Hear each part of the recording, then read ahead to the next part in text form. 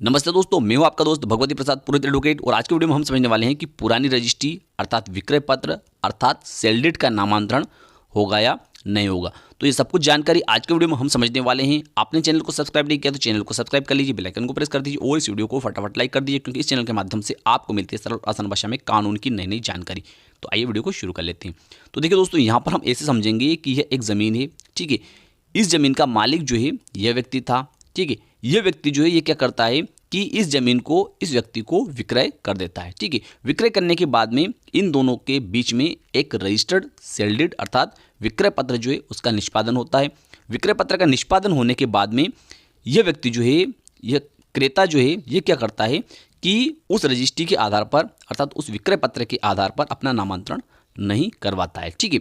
और उस विक्रय पत्र को अपने पास में रखकर भूल जाता है। अब ऐसी स्थिति में उस रजिस्ट्री के आधार पर इसका नामांतरण कैसे होगा उसको हम समझने वाले हैं।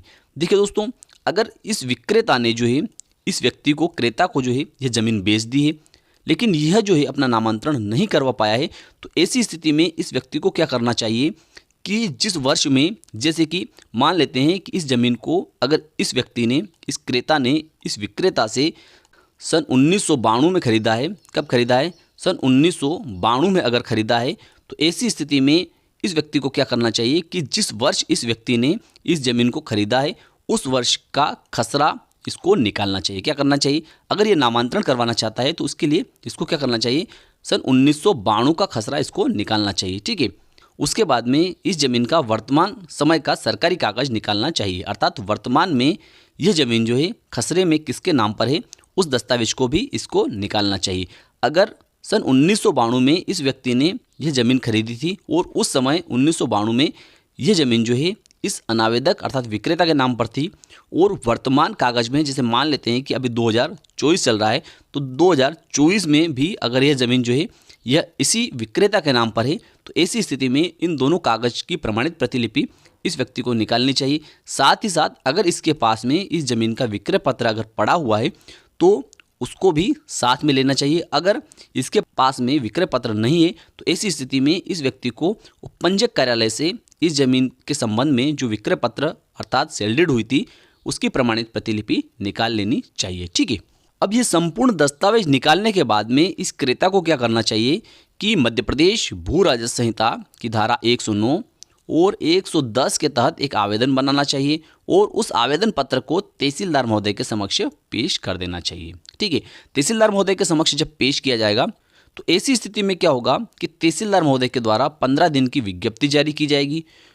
क्यों की जाएगी? क्योंकि अगर इस व्यक्ति ने नामांतरण के लिए तहसीलदार महोदय के समक्ष जो आवेदन पेश किया है उसके संबंध में अगर किसी भी व्यक्ति को कोई आपत्ति है तो वह आपत्ति जो है 15 दिवस के भीतर तहसीलदार महोदय के समक्ष पेश कर सकता है, ठीक है। अगर तहसीलदार महोदय के समक्ष किसी प्रकार की कोई आपत्ति आती है, चाहे इस विक्रेता की तरफ से आए या किसी अन्य व्यक्ति की तरफ से आए, तो ऐसी स्थिति में तहसीलदार महोदय के द्वारा उस आपत्ति का निराकरण किया जाएगा, ठीक है।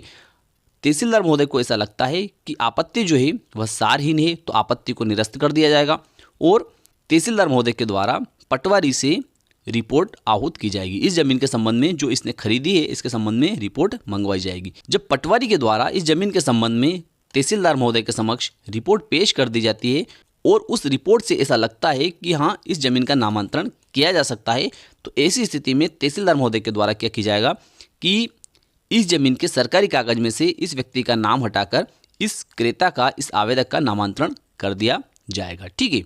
उसके बाद में तहसीलदार महोदय के द्वारा क्या किया जाएगा कि एक अमल आदेश जो है पटवारी महोदय को जारी किया जाएगा और उस अमल आदेश के आधार पर पटवारी महोदय क्या करेंगे कि इस जमीन के सरकारी कागज में से इस व्यक्ति का नाम हटाकर इस व्यक्ति का नाम दर्ज कर देंगे। देखिए दोस्तों, अगर किसी भी व्यक्ति के नाम पर अगर रजिस्टर्ड विक्रय पत्र का निष्पादन होता है तो उस रजिस्टर्ड विक्रय पत्र के निष्पादन के 6 माह के भीतर उसकी जानकारी जो है तहसीलदार महोदय को देनी जरूरी है। जो क्रेता है, इस क्रेता को तहसीलदार महोदय को उस रजिस्टर्ड विक्रय पत्र की जानकारी देना जरूरी है।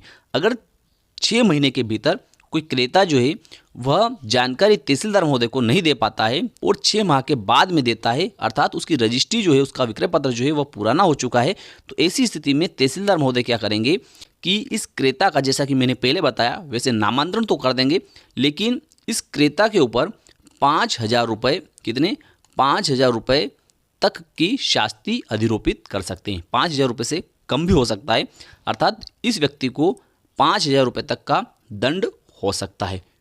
अब देखिए, अगर पुरानी रजिस्ट्री के आधार पर तहसीलदार महोदय के द्वारा इस क्रेता का नामांतरण जो है वह खारिज कर दिया जाता है, अर्थात इसने जो आवेदन तहसीलदार महोदय के समक्ष पेश किया था उस आवेदन पत्र को अगर खारिज कर दिया जाता है तो ऐसी स्थिति में यह आवेदक क्या कर सकता है।